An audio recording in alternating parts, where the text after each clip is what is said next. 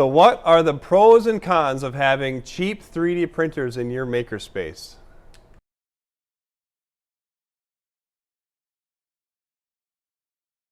Well, the first printer we bought cost over $2,000 and it has barely worked at all. Now, most printers will work.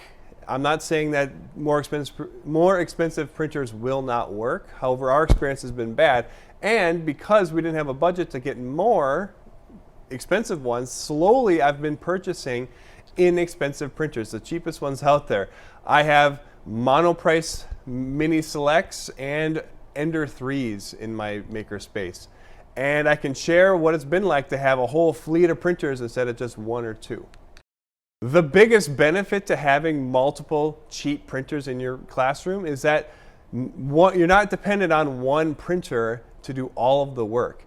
And because you have 5, 6, 7, I have 7 printers in my classroom, you can keep up with an entire class of kids creating in Tinkercad and printing their projects. You got to print them a little smaller, but I can be printing more than a dozen projects at the same time, show up in the morning and they're all working.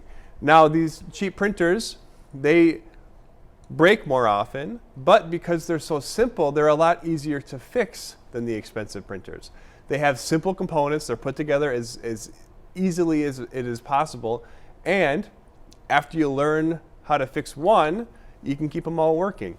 I've had to spend some time to learn how to make these printers work well, but now that I know all of that, I can have almost all of them working almost all of the time. If you have one printer break out of the 7, it's no big rush to get it working. The 6 will be able to absorb the workload. There's a lot of benefits to having cheap 3D printers in your classroom as opposed to one really expensive one. The print quality on the cheap 3D printers, it's as good as you fine-tune the printers to be.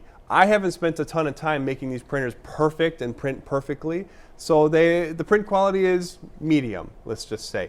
If you wanted it to be really good, you could spend the time and get it really good. An expensive printer might not take any less time to set up, and the biggest downside would be that you only have one printer running at a time. So if you have 20 fifth graders trying to 3D design and send you stuff, they're going to get frustrated waiting forever for a printer to crank out their project. Now these smaller Monoprice ones, these were the first ones that we bought, and they have been workhorses in my classroom. They're pretty reliable. After you make a few fixes, they've been working year-round. And just this year I've added some Ender 3s. They have the larger bed, and because I have this whole fleet now, I think if I have the budget, I'm going to try to add one larger Ender next year. The biggest downside to the Ender 3 is that you have to put it together yourself. They don't come pre-assembled. You've got to spend hours assembling it yourself. Now, as the teachers, we realize that that's just part of the job, but the larger, more expensive printers, more of them come pre-assembled. Long story short, if I only had $2,000 to spend on printer, I would be buying budget printers and maybe one larger budget printer as opposed to one printer that would take up the whole budget. More kids will be able to use it. I've got students who are able to run their own printers because there's usually a printer free. If they get on the computer, get the software for slicing, they're able to run that printer themselves instead of just me being so protective. There's nothing they can do to these printers to really break them because they're a little bit indestructible. I hope this video was helpful. Have a great day.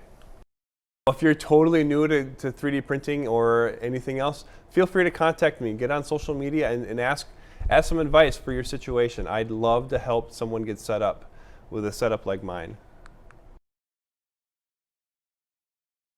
Hi, thanks for watching. My name is Peter Johnson. I'm the Innovative Arts teacher at Pine Island Middle School and the creator of PuzzleShiftCreate.com, where we talk about mindsets, technology, and creativity and how to help kids become creators of their own type. To help kids become creators, we need materials. We need things that they can experiment with. And I got so frustrated paying retail prices, I started purchasing them in bulk myself.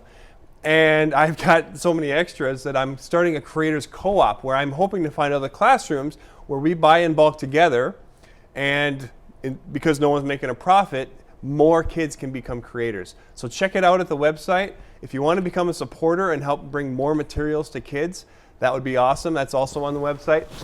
If you appreciate the effort here, please hit like and subscribe. It really does help. And I hope you have a great day.